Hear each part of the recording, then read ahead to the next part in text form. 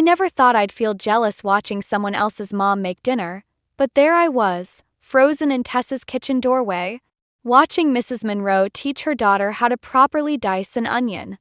The way she guided Tessa's hands, laughing at her daughter's exaggerated tears from the fumes, it hit me like a punch to the gut. My name's Lila, and I've spent 18 years pretending I was fine with how things were in my family. But something about that simple moment between Tessa and her mom cracked something open inside me that I couldn't close again. "You're holding the knife too flat, honey," Mrs. Monroe said, adjusting Tessa's grip. "There you go. Now you won't slice your fingers off." She kissed the top of Tessa's head and I had to look away. "Earth to Lila," Tessa called out. "You gonna help us with this curry or just stand there looking tragic?" I forced a smile and stepped into their warm, chaotic kitchen. Counter was covered in half-chopped vegetables, and something aromatic simmered on the stove. It was so different from my house, where takeout containers and pristine and used appliances ruled the kitchen. "Sorry, just zoned out for a second," I said, grabbing a knife. "What do you need me to do?" Mrs. Monroe handed me a pile of bell peppers. "These need to be julienne, that means thin strips, sweetie. And tell me how that college application process is going. Your mother mentioned you were looking at state?" I focused on the pepper, carefully removing the seeds. "Actually, I'm thinking about taking a gap year. Maybe work for a while, figure things out." I waited for the lecture about wasting potential, the one my parents had already given me twice this week. Instead, Mrs. Monroe just nodded. "That's perfectly reasonable. Sometimes we need time to find our path." She squeezed my shoulder as she passed, and I nearly cut myself from the unexpected gesture. My phone buzzed, probably my mother reminding me about dinner. I'd been avoiding going home lately, making excuses to stay at Tessa's or the library. Anything to dodge another silent meal where the only sounds were forks scraping plates and my father's occasional comments about his dental practice. "Stay for dinner?" Tessa asked, reading my mind as usual. "Mom always makes too much anyway." Before I could answer, my phone buzzed again. This time it was a text from my father. "Family meeting tonight. Mandatory. 7 p.m. sharp." "Can't," I said, showing Tessa the text. "Apparently, we're having a family meeting." "Ooh, sounds serious," Tessa waggled her eyebrows.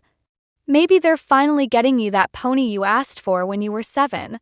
I forced a laugh, but something felt off. My parents didn't do family meetings. They did carefully scheduled appointments and efficiently managed conversations, usually about my academic performance or career trajectory. "I should head out," I said, washing my hands. "Thanks for letting me help with dinner, Mrs. Monroe." "Anytime, sweetheart. You're always welcome here." She gave me a quick hug and I had to blink back sudden tears. The walk home felt longer than usual. Our house stood dark and imposing against the evening sky, every window dark except for my father's study. Through the glass, I could see him on the phone, pacing with that focused expression he got when closing a deal or planning an investment. My mother's car wasn't in the driveway yet, but her text had confirmed she'd be home for the meeting. Whatever this was about, it was big enough to disrupt her usual late nights at the office. I stood at the bottom of our perfect stone walkway, looking up at our perfect house with its perfect landscaping, and felt something shift inside me. Whatever was coming, whatever this meeting was about, I had a feeling it would change everything. Taking a deep breath, I started up the path, the smell of Tessa's family's curry still clinging to my clothes. A reminder of everything I didn't have waiting for me behind that heavy front door. The family meeting turned out to be more of an execution, just with expensive wine instead of a last meal. My parents sat across from me at our formal dining table, their faces wearing the same expression they used when firing household staff. "We're moving to Switzerland," my father announced, swirling his wine like this was a casual dinner conversation. "I've accepted a position with an international dental consortium. Your mother will be heading their PR department." I waited for the rest, the part about my college plans, about where I'd be living. The silence stretched until I realized they weren't going to say it. I had to ask, "When do we leave?" My mother's perfectly manicured fingers tapped against her wine glass. We leave in 3 weeks. You, however, will not be joining us. The words hit like ice water. What? You're 18 now, Lila, my father said, his tone practical. Old enough to start building your own life. We've arranged for your trust fund to become accessible. And there's enough there for a modest apartment and living expenses while you attend university. I stared at my mother, searching for any hint of emotion. She met my gaze with the same detached interest she showed during charity galas. This is an opportunity for you to develop independence, she said. We've provided everything you need to succeed. Everything except parents who gave a damn. When were you planning to tell me? Or was this meeting my notice to vacate? My voice came out steadier than I felt. Don't be dramatic, my father sighed. We're giving you 3 weeks to make arrangements. That's more than generous. I pushed back from the table, my chair scraping against the hardwood. Right. Generous.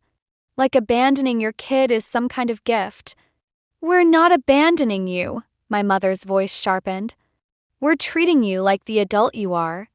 Many young people would be grateful for this level of financial support. I laughed, the sound harsh in our too-perfect dining room. Yeah, I'm sure lots of kids dream of being bought off so their parents can start a new life without them. Moving toward the stairs, I heard my father call out, "Where are you going?" We haven't finished discussing the arrangements. I'm going to pack, I shot back. Wouldn't want to waste any of your generous 3-week notice. In my room, I grabbed my laptop and started searching for apartments, my vision blurring. A notification popped up, an email from my mother, already forwarding contact information for realtors and financial advisors. Of course. They'd probably had this planned for months. My phone buzzed with a text from Tessa. How was the family meeting? Everything okay? Before I could respond, I noticed an envelope that had fallen from my mother's home office while I was storming upstairs. The address caught my eye. It was to my Aunt Marge, my mother's estranged sister who we never discussed. The letter was unsealed. I knew I shouldn't read it, but at this point, what more could they do to me? The contents made my hands shake. Marjorie, I know you'll never forgive me for what happened with David. I live with that choice every day. But now that Graham and I are leaving, I need you to watch over Lila. She has too much of him in her, that same softness that made David so vulnerable. I can't protect her from that anymore. Who was David? And what choice was my mother living with? A knock at my door made me shove the letter under my pillow. My father stood there, holding a folder. These are the documents you'll need, he said, placing them on my desk. The realtor can show you properties starting tomorrow. I looked at him, really looked at him, and saw something I'd never noticed before. Fear. But of what? Dad, I started, but he was already turning away. Get some rest, Lila. You have a lot to arrange in the next few weeks.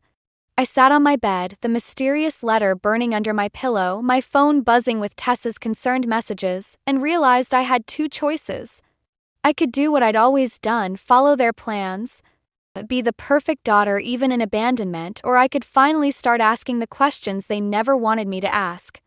Starting with finding out who David was and what my mother had done to him. The Moonlight Cafe wasn't my first choice for a job. But beggars can't be choosers when they're racing against a 3-week deadline to build an independent life. Leo Hargrove, the owner, hired me on the spot, his smile a little too warm as he showed me around the kitchen. Such a shame about your parents, he said, demonstrating how to work the espresso machine. I knew your mother back in high school. She was different then. The way he said different made me look up sharply, but his expression gave nothing away. Everyone in this town seemed to have secrets about my family except me. Different how? I asked, trying to sound casual while steaming milk. Leo shrugged, but his eyes held mine a moment too long. People change. Sometimes for good reasons. He glanced at the clock. Take your break. We should talk about your situation. In his office, Leo leaned back in his chair, studying me. You know, I have an apartment above the cafe. Previous manager lived there. It's sitting empty now. My heart jumped.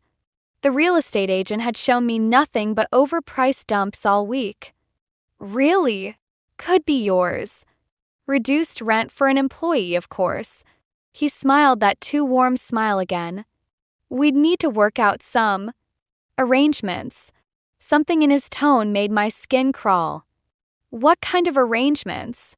Nothing unreasonable. Extra shifts, helping with books, keeping me company during late nights. He reached across the desk, his fingers brushing my hand. I could be very generous to the right person. I jerked back, nearly knocking over my chair. I should get back to work. Don't be hasty, Lila. You're in a tough spot. I'm offering help. His voice hardened slightly. Your mother would understand. She made similar choices when she was young. The implications hit me like a slap. What exactly do you know about my mother? Enough to know the apple doesn't fall far from the tree. He stood, moving around the desk. Think about it. The offer stands. For now. I backed toward the door. I quit. You're just like him, Leo called after me as I fled. David never could see an opportunity when it was right in front of him either. I froze. David? But Leo just smiled and turned away, leaving me with another piece of the puzzle I couldn't quite fit. Sighed, I slumped against the building, hands shaking as I pulled out my phone and the crumpled letter from my pocket. 2 mentions of David in 2 days after 18 years of never hearing the name. I googled David Caldwell plus our town name. The first result made my blood run cold. Local teen's disappearance remains unsolved after 20 years. The grainy photo showed a boy around my age, with a familiar smile that hit me like a punch to the gut. My phone buzzed, a text from my mother. The realtor said you haven't chosen an apartment yet. Time is running out. Another buzz. Stay away from Leo Hargrove. I stared at the second message, anger and confusion burning in my throat. Now she wanted to protect me? After arranging to abandon me in the same town where her nephew had vanished? My fingers moved before I could think better of it, typing in Aunt Marge's address from the letter. It was only a 20-minute drive. Going to be late, I texted my parents. Don't wait up. The response came instantly. Do not contact Marjorie. This isn't up for discussion. But I was done with their discussions, done with their secrets and schemes. If they wouldn't tell me the truth about David, about why they were really leaving town, about what Leo knew, then I'd find someone who would. I got in my car and pulled up directions to Aunt Marge's house, the newspaper article about David still open on my phone. Whatever had happened 20 years ago, whatever choice my mother had made, it was all connected to why they were abandoning me now. And I was going to find out exactly what they were running from. Aunt Marge's house looked exactly like the kind of place someone with secrets would live, all overgrown hedges and peeling paint, with wind chimes that rattled like old bones in the evening breeze. I sat in my car for 10 minutes before working up the courage to knock. The door opened before my knuckles could touch it. I wondered when you'd show up. Aunt Marge looked nothing like my mother, where Celeste was all polished edges.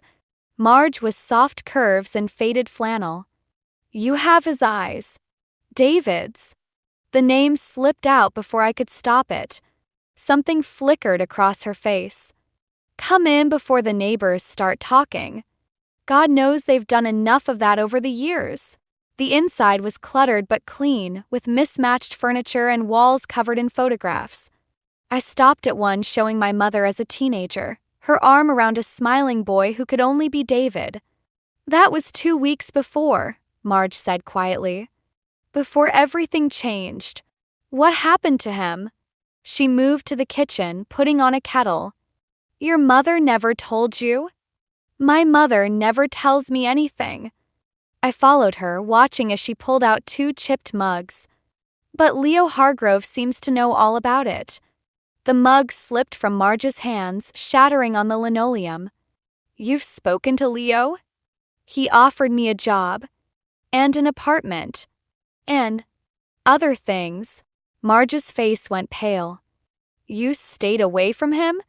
I quit. But he said something about my mother making similar choices when she was young. That bastard, Marge whispered, her hand shaking as she cleaned up the broken ceramic. After all these years, he's still... My phone buzzed, another text from my mother. Come home immediately. We know where you are. They're going to try to stop me from finding out the truth, aren't they? I showed Marge the message. She straightened up, something hardening in her expression. Your mother's been running from the truth for 20 years. But maybe it's time someone finally told it. Before she could continue, headlights swept across the windows. Car door slammed. Marjorie! My mother's voice, sharp as broken glass. Open this door. Marge grabbed my arm. Back door. Go to the garage. There's a box on the top shelf marked David's things. Take it. Read everything. Then you'll understand why they're leaving and why they want you gone too. Marge, please. Go. I'll hold them off. But Lila. Her eyes met mine. Whatever you read, remember, your mother wasn't the only one who made choices that night. We all did. Even David. I slipped out just as the front door burst open. Through the kitchen window, I saw my parents enter, my father looking uncomfortable, my mother radiating cold fury. Where is she? Celeste demanded. Hello, sister. 20 years since you've crossed my threshold, and that's how you greet me.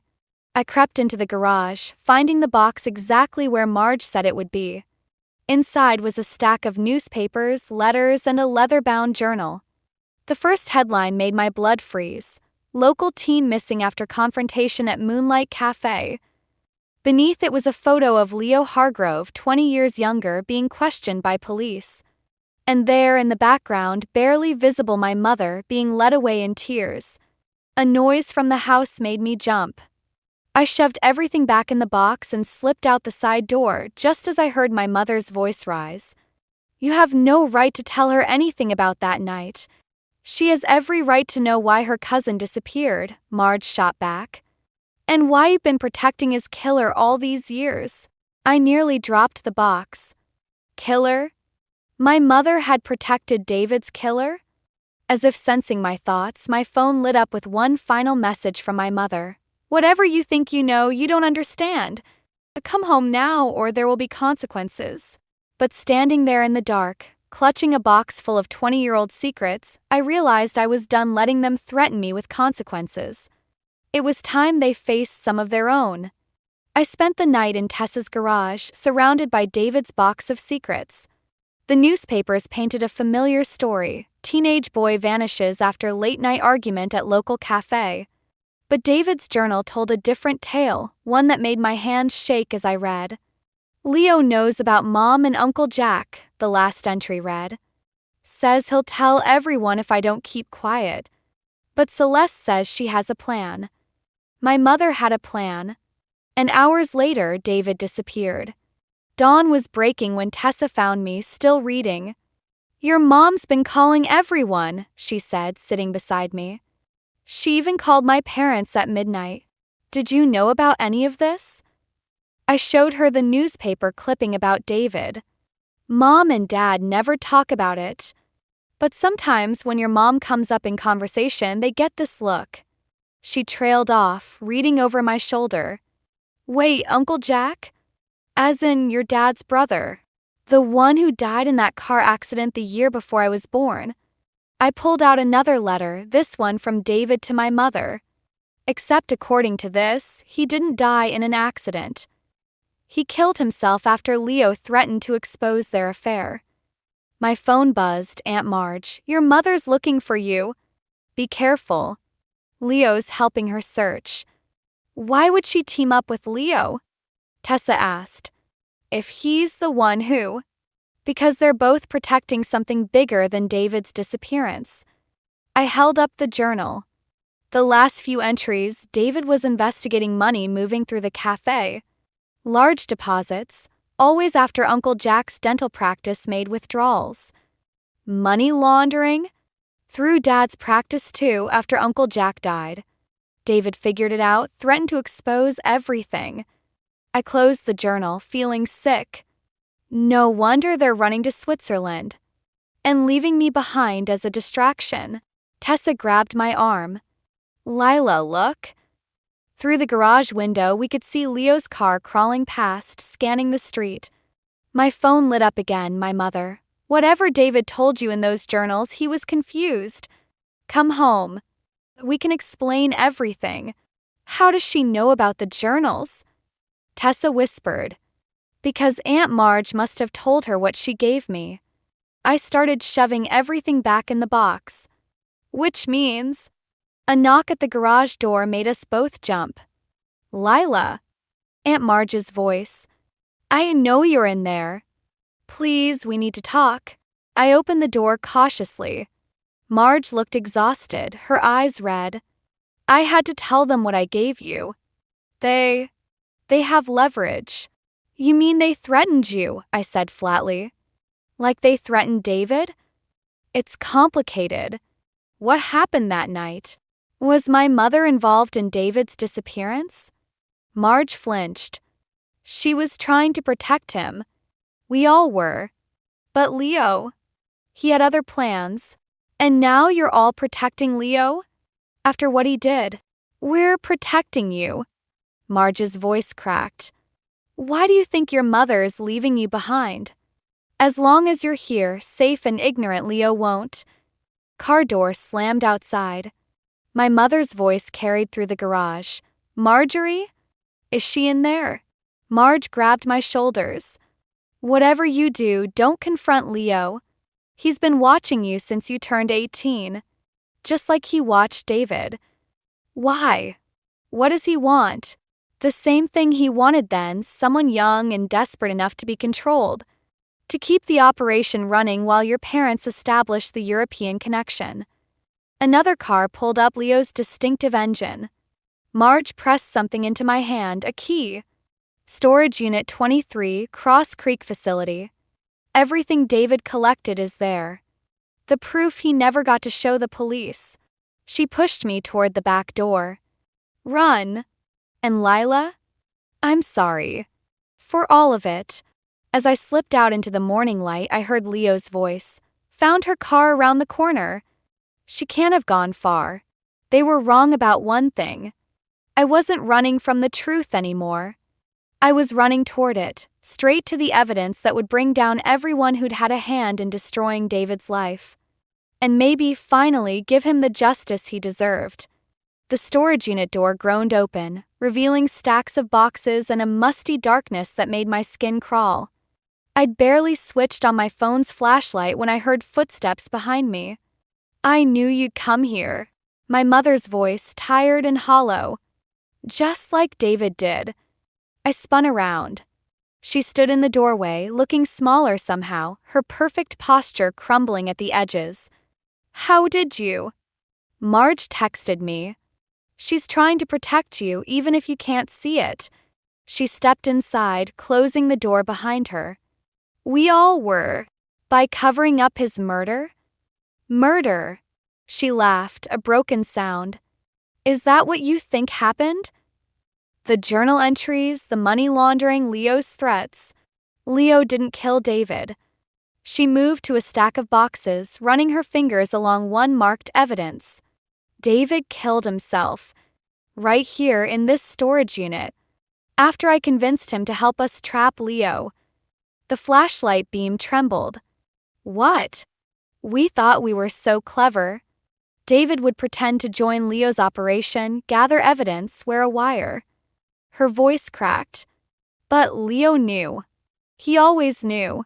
He showed David photos of me, of Jack, of all the evidence he had against our family. Said if David went to the police, we'd all go down. So David just gave up. He left a note, saying he couldn't live with either choice, destroying his family or letting Leo win. She pulled something from her pocket, a folded piece of paper, worn at the creases. I found him here. Too late. I grabbed the note, my hands shaking as I read David's last words. I'm sorry, Aunt Celeste. I tried to be strong enough. Take care of Mom. That's why you're so cold, I whispered. Why you never? I got your cousin killed by trying to fix things. By thinking I could outsmart someone like Leo. She met my eyes. When I saw you getting closer to him at the cafe, watching him draw you in like he did David, a metallic click cut her off. The storage unit door. Quite the family reunion. Leo's voice made my blood freeze. Though you forgot to invite me. He stood in the doorway, backlit by the hallway fluorescence. Something glinted in his hand. You're not taking her too, my mother stepped between us. Actually, Celeste, I think it's time Lila learned the whole truth. About David, about Jack. He smiled. About what really happened to all that money. Mom, my voice sounded small, even to me. What's he talking about? Tell her, Celeste. Tell her who really suggested using David as bait. Who knew he was unstable, knew he might crack under pressure. That's not, my mother started. Tell her who kept the operation running after David died. Who used her own guilt to build our little empire. He stepped closer. Tell her why you're really running to Switzerland.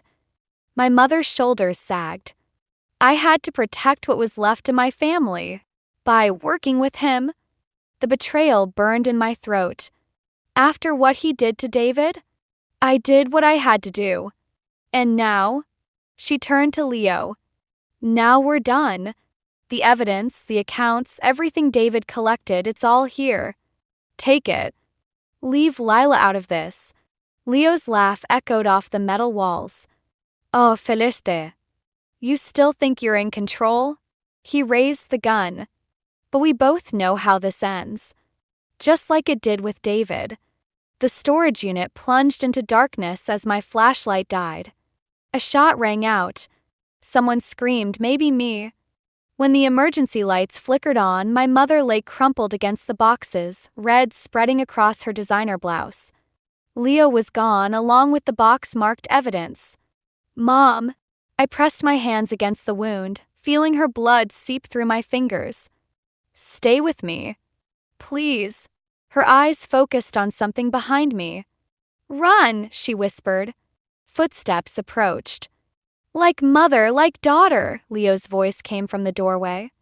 Always trying to fix things that should stay broken.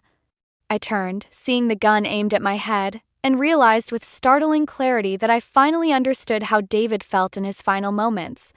Sometimes there are no good choices left. The fluorescent lights flickered as Leo's finger tightened on the trigger. My mother's blood was still warm on my hands, and somewhere in the distance, sirens wailed. You won't shoot me, I said, surprising myself with how steady my voice sounded. You need me. Leo's smile didn't reach his eyes. And why's that? Because I'm the only one who knows about the second set of books. The words tumbled out before I could second-guess them. The ones David actually hid. His gun hand wavered slightly. Behind me, I heard my mother's labored breathing. You're bluffing, Leo said, but uncertainty crept into his voice.